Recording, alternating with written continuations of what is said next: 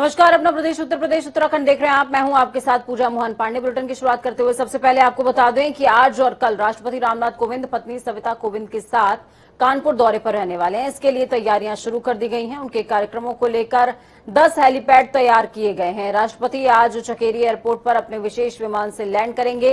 इसके बाद वो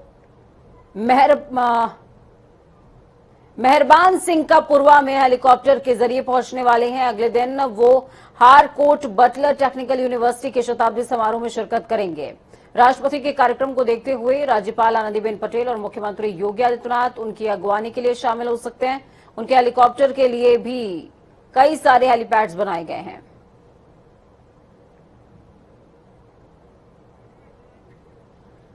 चलिए, फोन लाइन पर अभिनव हमारे साथ में जुड़ चुके हैं। अभिनव, क्या कुछ अपडेट है ग्राउंड जीरो से?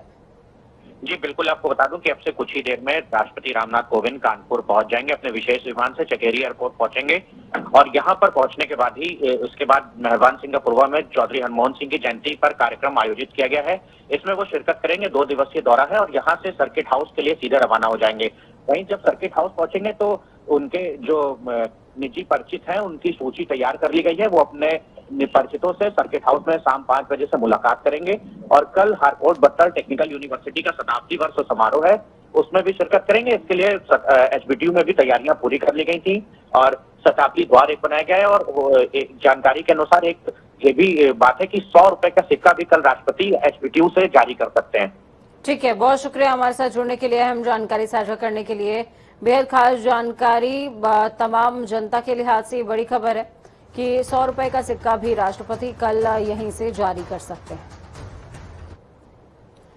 चलिए, खबरों में आगे बढ़ते हुए आपको बता दें, यूपी में यातायात सुधार के लिहाज से शुरू हुई ई चालान की व्यवस्था से ट्रैफिक नियमों का उल्लंघन तो नहीं रुका, लेकिन सरकार को शमन शुल्क से मिलने वाले राजस्व में बेहद इजाफा हुआ है। जनवरी 2019 में ई चालान लागू होने के बाद से अक्टूबर 2021 तक प्रदेश भर में 1 करोड़ 65 लाख चालान काटकर 3 अरब 34 करोड़ रुपए जुर्माना वसूला जा चुका है। अपर मुख्य सचिव गृह अवनीश अवस्थी ने बताया कि यातायात नियमों के उल्लंघन को रोकने के लिहाज से पूरे प्रदेश में ई चालान की व्यवस्था लागू की गई थी। ये चालान यातायात और नागरिक पुलिस की ओर से किए जा रहे हैं। 7 जनवरी 2019 से यूपी के 10 जिलों में ई चालान व्यवस्था लागू की गई थी, जो कि अब प्रदेश के सभी जनपदों में लागू की गई है। आपको बता दें कि यातायात नियमों के उल्लंघन पर 7 जनवरी 2019 से अक्टूबर 2021 तक 3 अरब 34 करोड़ 51 लाख 12,008 रुपए शमन राशि राज्य को प्राप्त हुई है।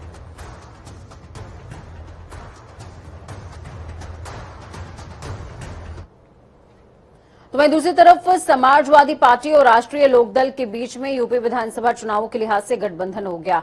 लखनऊ में सपा के राष्ट्रीय अध्यक्ष अखिलेश यादव और राष्ट्रीय लोकदल प्रमुख जयंत चौधरी की मुलाकात हुई।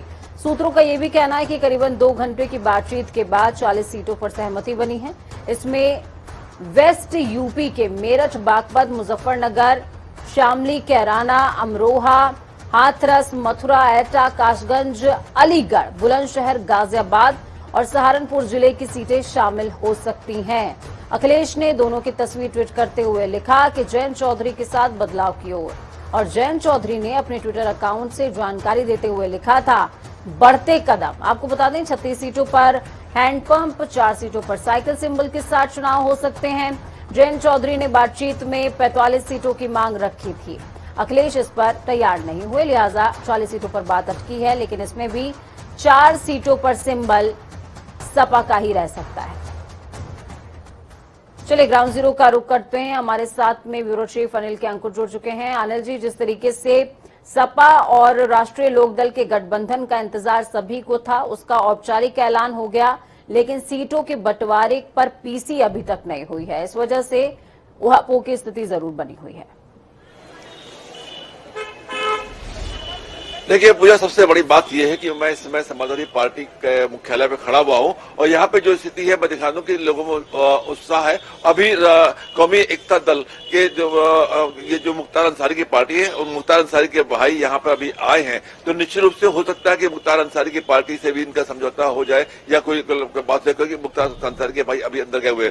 और जहां तक बात उठता है राष्ट्रीय लोकदल की, राष्ट्रीय लोकदल में जो कल वार्ता हुई है, वार्ता के जो सूत्र बताते हैं, जैसा कि आपने कहा उसमें काफी कुछ हकीकत है। लेकिन एक तरफ भारतीय जनता पार्टी भी राष्ट्रीय लोकदल के मुखिया जयंत चौधरी के संपर्क में है। तो जब तक ये औपचारिक ऐलान नहीं किया हो जाता है तब तक कहीं ना कहीं मतलब बातें चर्चा में रहेंगी, शंकाओं आशंकाओं में रहेंगी। लेकिन संभावना इसी बात की है कि राष्ट्रीय लोकदल और जयंत चौधरी का लगभग ऑलमोस्ट फाइनल हो गया है। लेकिन ये डिक्लेरेशन तभी होगा जब प्रेस कॉन्फ्रेंस होगी। रोज सुनते हैं कि आज शाम को प्रेस कॉन्फ्रेंस होगी या कल प्रेस कॉन्फ्रेंस होगी, लेकिन अखिलेश ने 3-4 दिन पहले जैसा कि दावा किया था कि हम लोग की जल्दी ही प्रेस कॉन्फ्रेंस होगी। इसका मतलब ज्वाइंट प्रेस का संभावना बहुत ही जल्दी है और इसका लाभ इनको पश्चिम उत्तर प्रदेश में मिला। जी, जानकारी साझा करने के लिए। तो वहीं दूसरी तरफ आपको बता दें कि मुरादाबाद में कांग्रेस प्रभारी प्रियंका गांधी की रैली 1 दिसंबर को होने वाली है। 2 दिन की मशक्कत के बाद रैली के लिए दिल्ली रोड पर बुद्धि विहार के मैदान पर मुहर लगी। बनारस गोरखपुर के तर्ज पर ही बड़ी रैली तक की तैयारी हो रही है। कांग्रेसी जुटे हुए हैं। रैली में 10 जिलों से कार्यकर्ता जुटेंगे। इसके लिए 1 लाख लोगों को लाने का लक्ष्य रखा गया है। प्रियंका की रैली में दमखम दिखाने के लिए कांग्रेस नेताओं ने मुरादाबाद जिले के सभी टिकट दावेदार और ब्लॉक अध्यक्षों के साथ बैठक करी। सभी को वाहन भारी भीड़ के साथ जुटने का लक्ष्य दिया गया है। कांग्रेस में 32 सालों के सियासी सन्नाटे को दूर करने की कोशिश प्रियंका गांधी बदस्तूर कर रही हैं। मिशन 2022 में कांग्रेस प्रभारी प्रियंका गांधी की अगुवाई में कांग्रेस में माहौल अब पहले जैसा नहीं रहा। पूरब में बनारस गोरखपुर के बाद अब कांग्रेस रणनीतिकारों का मुख्य फोकस वेस्ट यूपी पर है।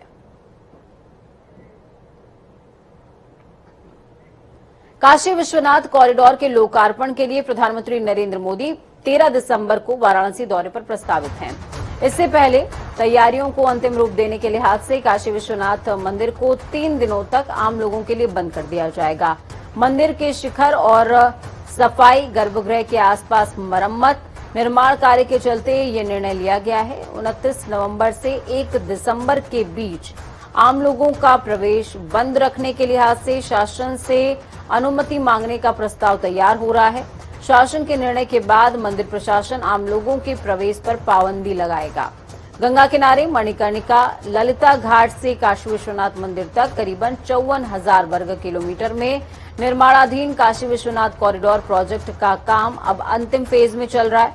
लोकार्पण की संभावित तिथि 13 दिसंबर बताई जा रही है।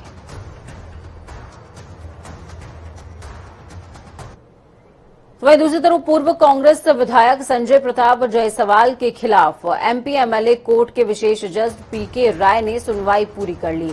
अपना फैसला सुरक्षित रखा है। उन पर नौकरी का लालच देकर युवती से रेप का मामला चल रहा है। आपको बता दें कि इस पूरे मामले में एफआईआर पीड़िता ने हजरतगंज थाने में दर्ज कराई थी। इसमें कहा गया था कि वो अक्टूबर 2012 में प्रतियोगी परीक्षा की तैयारी के लिए लखनऊ आई थी। तभी चारबाग रेलवे स्टेशन के वेटिंग रूम में संजय प्रताप जायसवाल, अमरजीत मिश्र और एक अन्य से उसकी मुलाकात हुई। आरोप यह है कि खुद को डॉक्टर बताने वाले संजय जायसवाल ने नौकरी दिलाने के बहाने उसके सारे कागजात ले लिए। इसके बाद उसे कागजों पर हस्ताक्षर करने के बहाने वाराणसी के लारा होटल में बुलाया, जहां उसे नशीला पदार्थ खिलाया गया, रेप हुआ उसके साथ में और इस पूरी घटना का वीडियो भी बनाया गया था। चलिए, एक बड़ी खबर है। खबर थोड़ी छोटी है लेकिन आपको बड़ी नजर आएगी। लखीमपुर खीरी में जनपद की सहकारी चीनी मिल बिलराया और संपूर्णा नगर में पेराई सत्र का शुभारंभ होने जा रहा है। अब ये खबर खास क्यों हो जाती है, क्योंकि जहां कार्यक्रम में केंद्रीय गृह राज्य मंत्री अजय मिश्र टेनी शामिल होने वाले थे, वो अब नहीं होंगे। माना जा रहा है कि ऐसा भारतीय किसान यूनियन ने लखनऊ में किसान पंचायत के दौरान कार्यक्रम का विरोध किए जाने के निर्णय के कारण लिया गया है। हालांकि सांसद प्रतिनिधि का यह भी कहना है कि केंद्रीय गृह राज्य मंत्री का पहले से ही बाहर का कार्यक्रम लगा हुआ था। पेराई सत्र का शुभारंभ वाले दिन वो जिले में नहीं है। चीनी मिलों के प्रशासनिक अफसरों के मुताबिक अब पेराई सत्र कार्यक्रम का शुभारंभ अकेले मिल प्रशासक डीएम महेंद्र बहादुर सिंह करेंगे। वहीं आपको बता दें कि लगातार इस तरीके के परिवर्तन देखने को मिल रही है। खबरों में आगे बढ़ेंगे और रुख देवभूमि का करेंगे। उत्तराखंड में नई खेल नीति पर कैबिनेट ने मुहर लगाई, इससे खिलाड़ियों को प्रोत्साहन मिलेगा। इसके साथ ही भोजन माता और पीआरडी जवानों का मानदेय भी बढ़ा दिया गया है। मुख्यमंत्री पुष्कर सिंह धामी की अध्यक्षता में राज्य सचिवालय में कैबिनेट की बैठक हुई। बैठक में कुल 30 प्रस्ताव लाए गए, जिनमें से 28 पर कैबिनेट ने मुहर लगाई। इसमें महत्वपूर्ण क्या है? महत्वपूर्ण है खेल नीति 2021। खेल नीति लागू होने के साथ ही प्रदेश में खिलाड़ियों का जो प्रोत्साहन स्तर है वो बढ़ जाएगा। राष्ट्रीय और अंतर्राष्ट्रीय स्तर पर अपनी प्रतिभा का प्रदर्शन करने पर उनको प्रोत्साहन मिलेगा। खेल नीति में एक और, जहां हर साल प्रदेश भर के 2600 खिलाड़ियों को 2-2 हजार रुपए प्रतिमाह छात्रवृत्ति दी जाएगी, तो वहीं 8 साल की उम्र से ही खिलाड़ियों की पहचान के लिए physical and sports aptitude test लागू किया जाएगा। कैबिनेट बैठक की जानकारी देते हुए शासकीय प्रवक्ता सुबोध उनियाल ने बताया कि राशन डीलरों के लिए भी अंशदान बढ़ोतरी के साथ ही अब लीज की भूमि पर भी होम स्टे योजना का लाभ लिया जा सकेगा। इससे राज्य के खेल और खिलाड़ियों दोनों को ही फायदा होगा।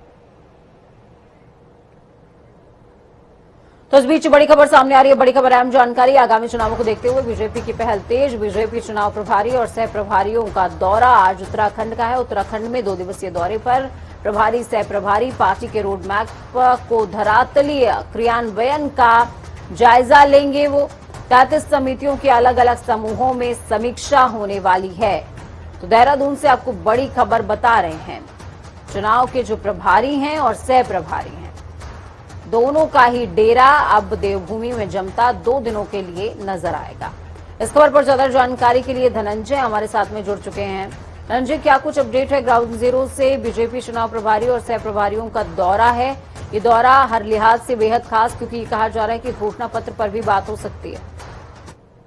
हाँ बिल्कुल, देखिए जिस तरीके से आगामी विधानसभा चुनाव होने तो है जो भाजपा के चुनाव प्रभारी और सह प्रभारियों का आज 2 दिवसीय दौरा, यानी आज और कल, और जो पार्टी के जो रोड मैप है उस पर जो है बातचीत की जाएगी। और जो चुनाव प्रबंधन की जो 33 समितियां हैं उनके साथ अलग अलग समूह के में समीक्षा बैठक की जाएगी। और जो घोषणा पत्र है, ये कह सकते हैं कि जो आगामी विधानसभा चुनाव है, इन जो 33 समितियों को बनाया गया, इनके साथ किस तरीके से चर्चाएं होंगी, किस तरीके से बूथ लेवल पर इनको आगे बढ़ाया जा सकता है, या कैसे ग्राम सभा क्षेत्र में किस तरीके आगे बढ़ाया जाए, पंचायत में किस तरीके आगे बढ़ाया जा सकता है, इन तमाम मुद्दों को लेकर 2 दिवसों का दौरा यहाँ पर है। इसके बाद जब उनको जो बैठक होगी उनमें उनको कहा जाएगा कि आप अपने अपने क्षेत्र में देखिए कि किस तरीके से जो विधानसभा चुनाव यहाँ पर अपनी जो इसको आगे बढ़ाया जा सकता है, किस तरीके से जो लोगों को बीजेपी से जोड़ा जा सकता है, इन तमाम चीजों को लेकर वो एक बैठक भी, यानी कि कल ये बैठक होनी है। 33 जो